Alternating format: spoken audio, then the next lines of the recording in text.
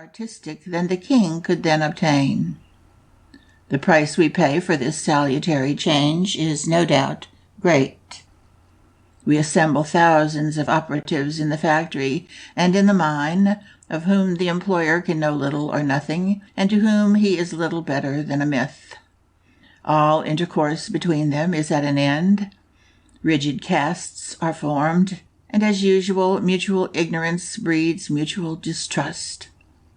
Each caste is without sympathy with the other, and ready to credit anything disparaging in regard to it. Under the law of competition, the employer of thousands is forced into the strictest economies, among which the rates paid to labor figure prominently, and often there is friction between the employer and the employed, between capital and labor, between rich and poor.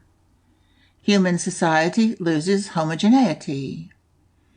The price which society pays for the law of competition, like the price it pays for cheap comforts and luxuries, is also great.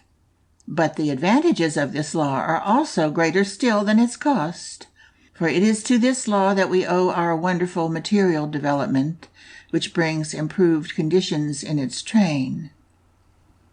But whether the law be benign or not, we must say of it, as we say of the change in the conditions of men to which we have referred, it is here. We cannot evade it.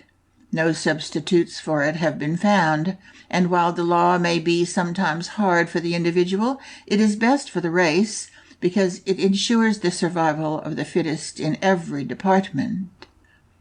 We accept and welcome, therefore, as conditions to which we must accommodate ourselves, great inequality of environment, the concentration of business, industrial and commercial, in the hands of a few, and the law of competition between these as being not only beneficial but essential to the future progress of the race.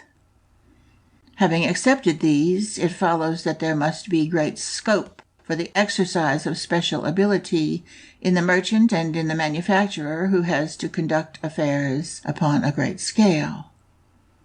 That this talent for organization and management is rare among men is proved by the fact that it invariably secures enormous rewards for its possessor, no matter where or under what laws or conditions.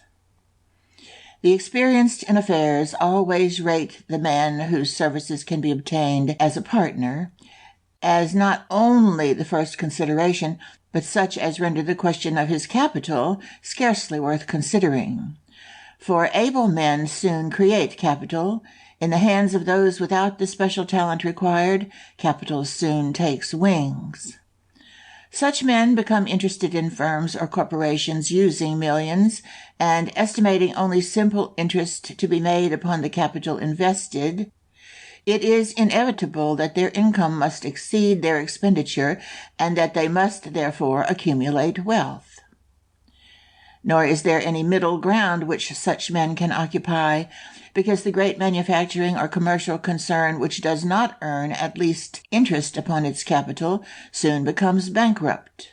It must either go forward or fall behind. To stand still is impossible. It is a condition essential to its successful operation that it should be thus far profitable, and even that, in addition to interest on capital, it should make profit. It is a law, as certain as any of the others named, that men possessed of this peculiar talent for affairs, under the free play of economic forces, must of necessity soon be in receipt of more revenue than can be judiciously expended upon themselves. And this law is as beneficial for the race as the others. Objections to the foundations upon which society is based are not in order, because the condition of the race is better with these than it has been with any other which has been tried. Of the effect of any new substitutes proposed we cannot be sure.